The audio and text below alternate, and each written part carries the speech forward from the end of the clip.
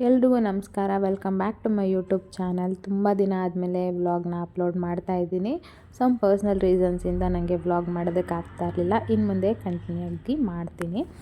ಒಂದು ಬೇಜಾರು ಏನಪ್ಪ ಅಂತ ಅಂದರೆ, ಏನೂ ಕಂಟೆಂಟ್ ಇರಲ್ಲ. ಕೆಲವೊಂದು ವಿಡಿಯೋಗಳನ್ನ ನೋಡಿರ್ತೀನಿ ನಾನು ಕೂಡ, ಅದರಲ್ಲಿ ಏನೂ ವಿಷಯನೇ ಇರಲ್ಲ. ಆದರೂ ಕೂಡ ತುಂಬ ವ್ಯೂಸ್ ಹೋಗುತ್ತೆ. ನಾನು ಇಷ್ಟು ಎಫರ್ಟ್ ಹಾಕಿ ಮಾಡ್ತೀನಿ, ನಾನು 100% ಎಫರ್ಟ್ ಹಾಕಿ ಮಾಡ್ತೀನಿ, ಬಟ್ ನನ್ನ ವೀಡಿಯೋಸ್ಗೆ ವ್ಯೂಸ್ ಬರ್ತಾ ಇಲ್ಲ ಅನ್ನೋ ಬೇಜಾರು ನಂಗೆ ತುಂಬಾ ಇದೆ. ಯಾಕೆ ಅಂತ ಗೊತ್ತಾಗ್ತಾ ಇಲ್ಲ, ಏನು ಮಿಸ್ಟೇಕ್ ಆಗ್ತಾಯಿದೆ ಅಂತ ಗೊತ್ತಾಗ್ತಾ ಇಲ್ಲ. ವರ್ಕಿಂಗ್ ವುಮೆನ್ ಆಗಿ ನಾನು ಎಷ್ಟು ಎಫರ್ಟ್ ಹಾಕಿ, ಎಷ್ಟು ಟೈಮ್ ಹಿಡಿಯುತ್ತೆ ಗೊತ್ತಾ, ತುಂಬ ಎಫರ್ಟ್ ಹಾಕಿ ನಾನು ವೀಡಿಯೋಸ್ನ ಮಾಡ್ತಾಯಿದ್ದೀನಿ. ಕೆಲವೊಂದು ಆಸೆಗಳನ್ನ ಇಟ್ಕೊಟ್ಟು ನಾನು ಯೂಟ್ಯೂಬ್ನ ಸ್ಟಾರ್ಟ್ ಮಾಡಿದ್ದೀನಿ. ಬಟ್ ಅದಕ್ಕೆ ತಕ್ಕನಾದ ರಿಸಲ್ಟ್ ನನಗೆ ಸಿಗ್ತಾ ಇಲ್ಲ. ನಮ್ಮಂಥ ಮಿಡಲ್ ಕ್ಲಾಸ್ನವ್ರನ್ನೂ ಕೂಡ ಬೆಳೆಸಿ ತುಂಬ ಕಷ್ಟಪಟ್ಟು ಮಾಡ್ತಾಯಿದ್ದೀನಿ, ಇಷ್ಟಪಟ್ಟು ಮಾಡ್ತಾಯಿದ್ದೀನಿ. ಅದ್ರ ಜೊತೆಗೆ ನಮ್ಮನ್ನು ಕೂಡ ಬೆಳೆಸಿ ಅಂತ ಕೇಳ್ಕೊತೀನಿ. ಎನಿವೇ, ಇವತ್ತು ಅಲಸಂದೆ ಕಾಳು ಬಸ್ಸಾರು ಮಾಡೋಣ ಅಂತ. ನಮ್ಮ ಯಜಮಾನ್ರಿಗೆ ಈ ಕಾಳು ಅಂದರೆ ಸಿಕ್ಕಾಪಟ್ಟೆ ಇಷ್ಟ. ನಮ್ಮ ಯಜಮಾನ್ರು ಅಂತ ಅಲ್ಲ, ನಮ್ಮ ಮನೇಲಿ ಎಲ್ರಿಗೂ ಈ ಕಾಳು ತುಂಬಾ ಇಷ್ಟ. ಹಸಿ ಅಲಸಂದೆ ಕಾಳು ಸೀಸನ್ ಬಂದುಬಿಟ್ರೆ, ಆ ಸೀಸನ್ ಮುಗ್ದೋಗೋವರೆಗೂ ನಮ್ಮ ಮನೇಲಿ ಅಲಸಂದೆ ಕಾಳು ಸ್ಟಾಕ್ ಇರುತ್ತೆ. ಇಲ್ಲ ಕಾಳು ಸಾಂಬಾರು, ಹುಳಿ ಸಾಂಬಾರು, ಬಸ್ಸಾರು, ಸಪ್ಪೆಸರು ಏನಾದರೂ ಒಂದು ಮಾಡ್ತಾನೇ ಇರ್ತೀವಿ. ಒಂದು ಕಡೆ ಅನ್ನಕ್ಕೆ ಇಟ್ಕೊಂಡಿದ್ದೆ. ನಮ್ಮ ಮನೇಲಿ ಅನ್ನನ ಪಾತ್ರೆನಲ್ಲೇ ಮಾಡ್ಕೊಳ್ಳೋದು, ಕುಕ್ಕರಲ್ಲಿ ಮಾಡೋದು ತುಂಬಾ ಕಡಿಮೆ. ಇನ್ನೊಂದು ಕಡೆ ಕಾಳನ್ನ ಬೇಯೋದಕ್ಕೆ ಇಟ್ಬಿಟ್ಟೆ.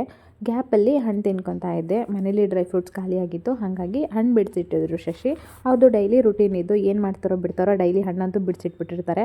ಕೆಲಸ ಮಾಡ್ತಾ ಮಧ್ಯದಲ್ಲಿ ತಿನ್ಕೊತೀನಿ. ಇನ್ನು ಬಸ್ಸಾರಿಗೆ ಅಂತ ಅಂದ್ಬಿಟ್ಟು ಒಗ್ಗರಣೆಗೆ ರೆಡಿ ಮಾಡ್ಕೊತಾ ಇದ್ದೆ. ಒಂದು ಗೆಡ್ಡೆ ಬೆಳ್ಳುಳ್ಳಿನ ಬಿಡಿಸಿ ಇಡ್ತಾಯಿದ್ದೆ. ನಾನು ತವ್ರ ಮನೇಲಿ ಬೆಳ್ಳುಳ್ಳಿ ಸಿಪ್ಪೆ ಎಲ್ಲ ಬಿಡಿಸ್ತಿರ್ಲಿಲ್ಲ, ಗಂಡನ ಮನೇಲಿ ಬಿಡಿಸ್ಲೇಬೇಕು, ವಿಧಿ ಇಲ್ಲ.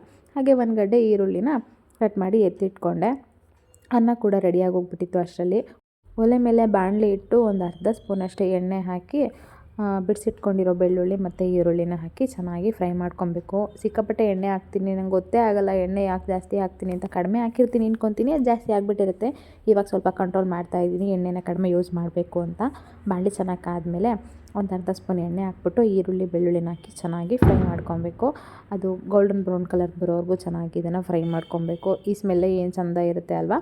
ಅದ್ರ ಜೊತೆಗೆ ಒಂದು 7ರಿಂದ 8 ಹಸಿಮೆಣ್ಸಿನ್ಕಾಯಿ ಕೂಡ ಹಾಕ್ಕೊತಾ ಇದ್ದೀನಿ, ಹುರ್ಕೊತಾ ಇದ್ದೀನಿ. ಅದ್ರ ಜೊತೆಗೇ ನೀವು ಒಣಮೆಣ್ಸಿನ್ಕಾಯಿ ಬೇಕಾದರೂ ಸೇರಿಸ್ಕೊಬೋದು.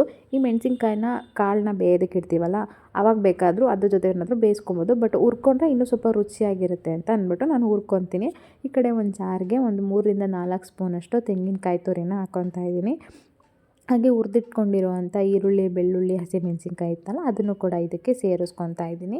ಇದ್ರ ಜೊತೆಗೆ ಒಂದು ಹಿಡಿಯಷ್ಟು ಅಥವಾ ಒಂದು ಅರ್ಧ ಹಿಡಿಯಷ್ಟು ಕೊತ್ತಂಬರಿ ಸೊಪ್ಪನ್ನ ಆ್ಯಡ್ ಮಾಡ್ಕೊಬೇಕು. ಅದ್ರ ಜೊತೆಗೆ 1 ಸ್ಪೂನಷ್ಟು ಜೀರಿಗೆ, 1-2 ತೊಳೆ ಹುಣಸೆಹಣ್ಣು ಮತ್ತು ಬೇಯಿಸಿರುವಂತಹ ಅಲಸಂದೆ ಕಾಳು 1 ಸ್ಪೂನಷ್ಟು, ಆಮೇಲೆ ಸ್ವಲ್ಪ ಸಪ್ಪೆಸರು, ಅಲಸಂದೆ ಕಾಳು ಬೇಯಿಸಿರೋ ನೀರನ್ನು ಹಾಕಿ ಇದನ್ನು ತರ್ತರಿಯಾಗಿ ರುಬ್ಬಿಟ್ಕೊಬೇಕು. ನಮಗೆ ತುಂಬ ನುಣ್ಣಗಿದ್ರೆ ಇಷ್ಟ ಆಗೋಲ್ಲ ಸಾಂಬಾರೆಲ್ಲ, ಸೊ ಹಂಗೆ ಸ್ವಲ್ಪ ತರ್ತರಿಯಾಗಿ ನಾನು ರುಬ್ಬಿಟ್ಕೊತೀನಿ.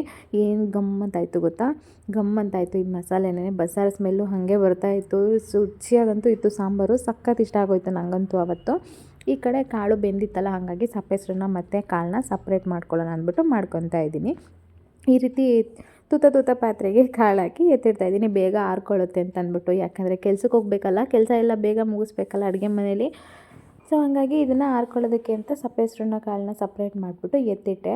ಸಾಂಬಾರಿಗೆಲ್ಲ ಮಿಕ್ಸ್ ಮಾಡ್ಕೊಳ್ಳೋದ್ರೊಳಗಡೆ ಕಾಳು ಆರ್ಕೊಳ್ಳುತ್ತೆ, ಒಗ್ಗರಣೆ ಹಾಕೊಳ್ಳೋದಕ್ಕೆ ಸರಿ ಹೋಗುತ್ತೆ ಅಂದ್ಬಿಟ್ಟು ನೀರನ್ನ ಸಪ್ರೇಟ್ ಮಾಡಿಕೊಂಡು ರುಬ್ಬಿರುವಂಥ ಮಸಾಲೆನ ಅದು ಕುಯ್ದುಬಿಟ್ಟು ಒಂದು ಒಗ್ಗರಣೆ ಕೊಟ್ಬಿಟ್ರೆ ರುಚಿಯಾಗಿರುವಂತಹ ಅಲಸಂದೆ ಕಾಳು ಬಸ್ಸಾರು ರೆಡಿಯಾಗಿ ಹೋಗ್ಬಿಡುತ್ತೆ. ಇದಕ್ಕೆ ಒಗ್ಗರಣೆ ಹಾಕಲೇಬೇಕು ಅಂತ ಏನಿಲ್ಲ, ಹಾಕಿದ್ರೂ ಕೂಡ ತುಂಬ ಚೆನ್ನಾಗಿರುತ್ತೆ. ಏನಂದರೆ ನನ್ನ ತವ್ರ ಮನೇಲಿ ಬಸ್ಸಾರಿಗೆ ಒಗ್ಗರಣೆ ಹಾಕ್ತಾಯಿದ್ವಿ.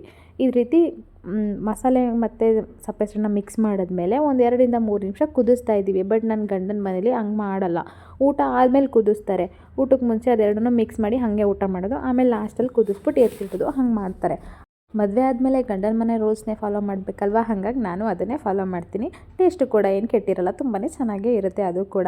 ಅಷ್ಟರಲ್ಲಿ ಕಾಳು ಆರ್ಕೊಂಡಿತ್ತು, ಹಾಗಾಗಿ ಕಾಳು ಒಗ್ಗರಣೆ ಹಾಕೋಣ ಅಂದ್ಬಿಟ್ಟು ಬಾಣಲೆ ಇಟ್ಟು ಇನ್ನೊಂದು ಅರ್ಧ ಸ್ಪೂನು ಎಣ್ಣೆ ಹಾಕ್ಬಿಟ್ಟು ಸಾಸಿವೆ, ಕರಿಬೇವಿನ ಸೊಪ್ಪು, ಒಂದು ಹಸಿಮೆಣ್ಸಿನ್ಕಾಯಿ, ಒಂದು ಬ್ಯಾಡಗಿ ಮೆಣಸಿನ್ಕಾಯಿ ಮತ್ತು ಕಟ್ ಮಾಡಿ ಇಟ್ಕೊಂಡಿರುವಂತಹ ಒಂದು ಅರ್ಧ ಗೆಡ್ಡೆ ಈರುಳ್ಳಿನ ಹಾಕ್ಬಿಟ್ಟು ಚೆನ್ನಾಗಿ ಸಾಫ್ಟ್ ಆಗೋವರೆಗೂ ಬೇಯಿಸ್ಕೊಂಡೆ. ಕಾಳಿಗೆ ಬೇಯಿಸ್ಕೊಳ್ಳುವಾಗ ಉಪ್ಪು ಹಾಕಿರ್ತೀವಲ್ಲ, ಹಾಗಾಗಿ ಉಪ್ಪನ್ನ ನೋಡ್ಕೊಂಡು ಸೇರಿಸ್ಕೊಳ್ಳಿ. ಸ್ವಲ್ಪ ಚಿಟಿಕೆಯಷ್ಟು ಉಪ್ಪು ಹಾಕಿ ಮೇಲೆ ಸ್ವಲ್ಪ ಒಂದು 2ರಿಂದ 3 ಸ್ಪೂನಷ್ಟು ತೆಂಗಿನಕಾಯಿ ತುರಿ ಉದುರಿಸ್ಬಿಟ್ಟು ಚೆನ್ನಾಗಿ ಒಗ್ಗರಣೆ ಹತ್ತೋವರೆಗೂ ಫ್ರೈ ಮಾಡಿಬಿಟ್ರೆ ಕಾಳಂತೂ ಒಗ್ಗರಣೆ ಕಾಳು ರೆಡಿಯಾಗಿರುತ್ತೆ. ಇದಂತೂ ನೆಕ್ಸ್ಟ್ ಲೆವೆಲು. ಸಾಂಬಾರಿಗಿಂತ ನನಗೆ ಬಸ್ಸಾರಲ್ಲಿ ಈ ಕಾಳೇ ಇಷ್ಟ, ಅಷ್ಟು ಇಷ್ಟ ನಂಗೆ ಆ ಕಾಳು.